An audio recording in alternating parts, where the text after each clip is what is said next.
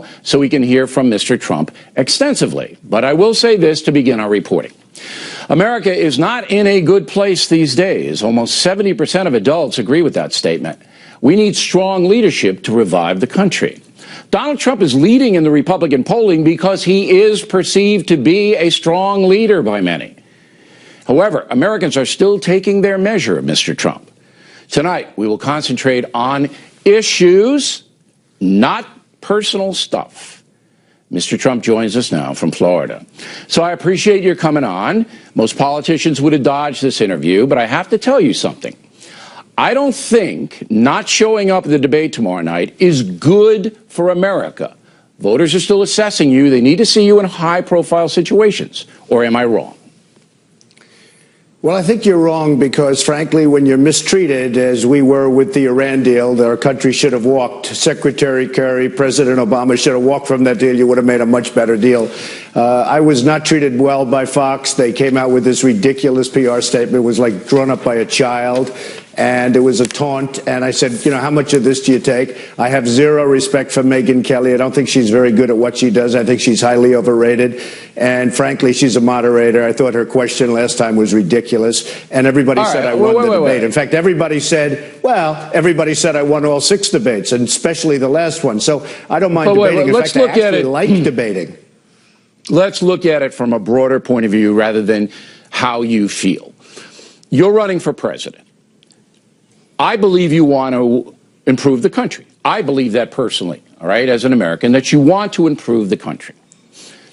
By doing this, all right, you lose an opportunity to convince others who may put you into the White House that indeed is true.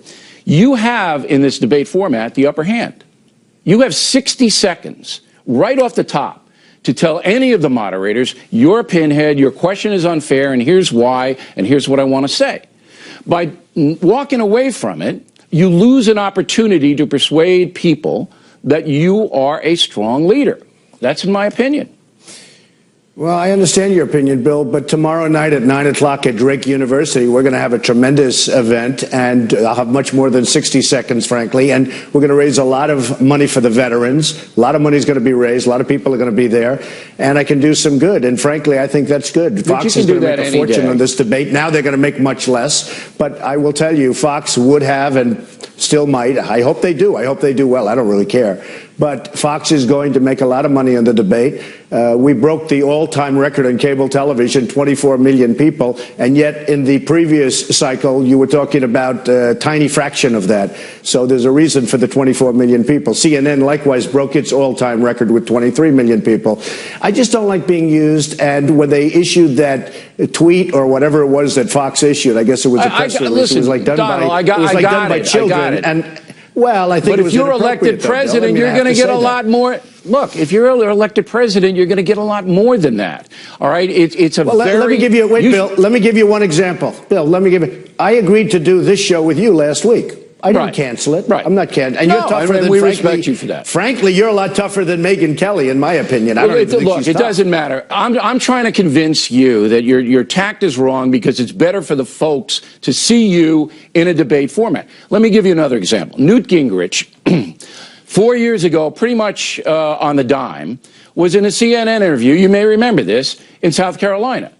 And he was treated much worse than you have ever been treated by anybody. Because they brought up a he said, she said, John King, the moderator, about an ex-wife that was tawdry, disrespectful, should never have been in a debate. Gingrich knew it was coming. And Gingrich let King and CNN have it. And the result was he won the South Carolina primary by a lot. And people gained a lot of respect for him.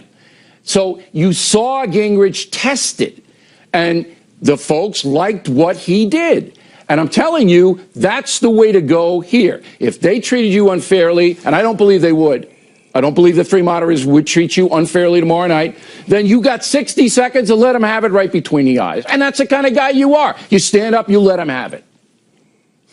Well, first of all, Newt's a friend of mine. I thought he did great. I thought it was a very unfair question. But equally unfair was the question that Megyn Kelly asked me in the last debate. Well, I don't think so. Everybody said I won that debate, and I gave a great answer. I mean, believe it or not, Okay, Rosie so O'Donnell what's the was beef? very good for me in that. It's the only time Rosie's ever been good for me.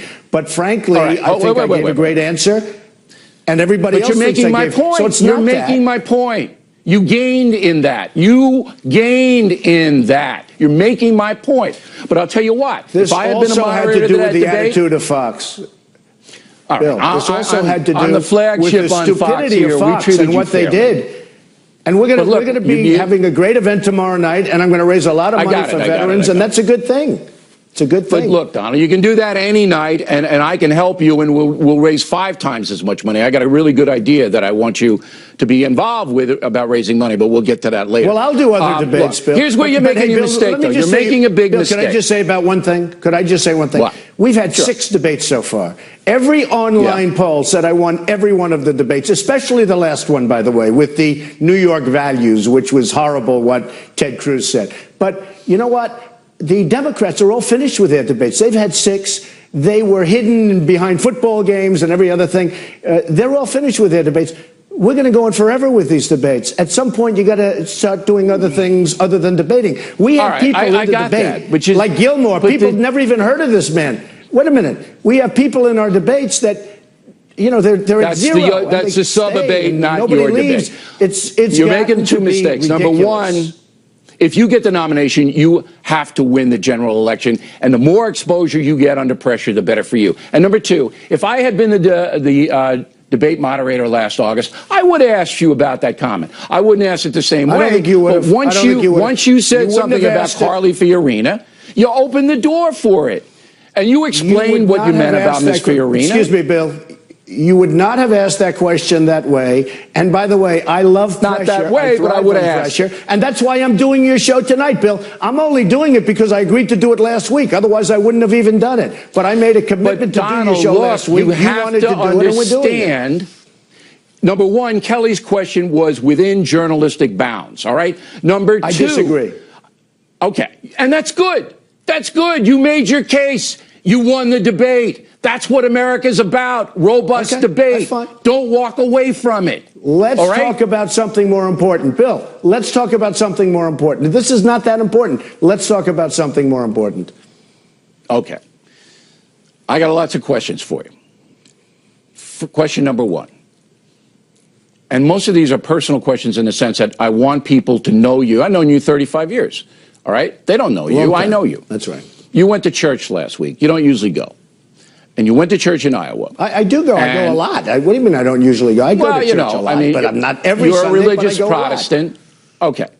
So in your Christian faith, there is a very significant tenet, and that's the tenet of forgiveness. And I think you should forgive not only journalists who come at you in ways you don't like, but I think you should be the bigger man and say, you know what, I didn't like it, and you should make that case all day long.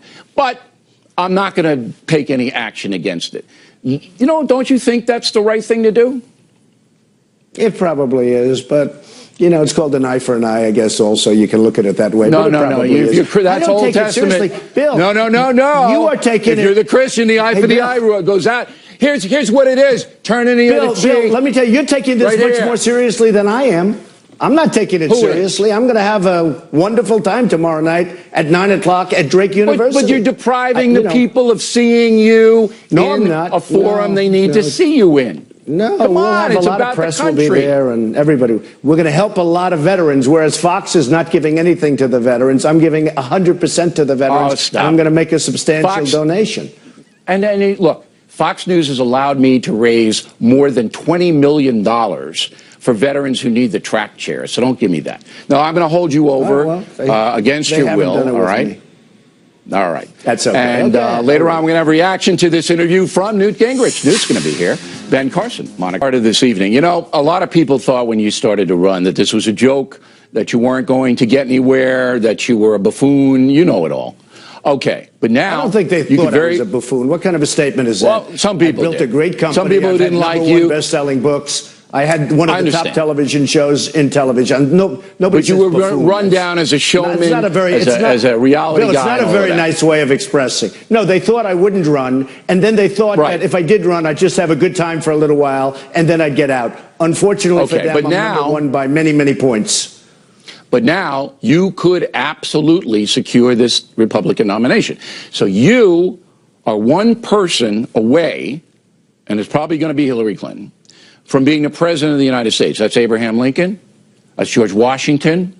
That's FDR. Okay? I submit to you that you need to change and get away from the personal, they hurt my feelings, are unfair to me, and make it about them, the folks, not about you. And you elevate then to a place where you could win this if you do that. Am I crazy? You're not crazy at all, Bill, but it is about them. It's about making America great again. That's why I'm doing this. It's not because I want the position. It's because I know the potential of this country, how great the country can be. Our leader is not doing the job. I'm trying to be nice. Our leader is not doing the job. There is so much potential in this country, and I've gotten to see it so well. You know, I'm traveling all over. Right now, I'm going to South Carolina. As soon as I'm finished with this, I'm in Florida, going to South Carolina. Then I go to Iowa tonight. I mean, I'm all over the country. I'm seeing unbelievable people. I'm seeing unbelievable potential. And it's untapped potential because we're not allowing ourselves to be great with bad deals with China. We have deals where we lose hundreds of billions of dollars a year with China, with Japan, with Mexico, with Vietnam, with everybody. And all of that's going to change, Bill. And I am doing it for the people. I'm not doing it for myself. I'm doing it for the people. There's two tracks. When the American public elects a president, they elect two tracks. They elect policy and a person. Would you say that right now, Donald Trump, all right, is a person who can let petty things, and that's what I think this is all about, this petty things, influence him to the extent that he doesn't do what maybe he should do?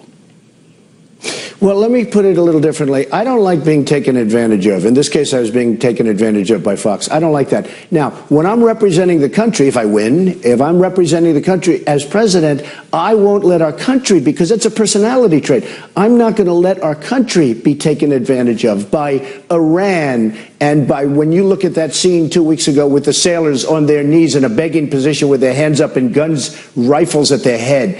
And we're giving them $150 billion 2 days later. That's the only reason we got it back.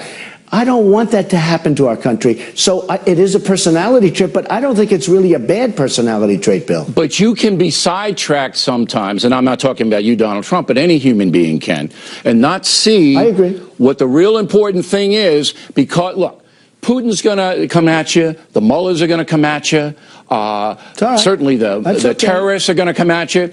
And it's going to be personal. They're going to do everything they can to diminish you. And you have to, as a president, you have to rise above that, all right, and do what's best for the country. And this exposition that we're talking about today, people are going to say, you know, Trump, he's just too self-absorbed to be president. He needs to look the bigger picture. And the bigger picture is get your message to the folks. There's got to be something, because you set the all-time record in cable history, and so did CNN, and so they want to know you, Bill. They want to know you, but by walking away from this debate, you're not giving them the opportunity to know them as well as they would like. I'm not walking away, Bill. You're walking away. Would you do me a favor? Look, you owe me, because I bought you so many vanilla milkshakes. I bought you so many vanilla milkshakes. You owe me. Will you just consider? I want you to consider, all right?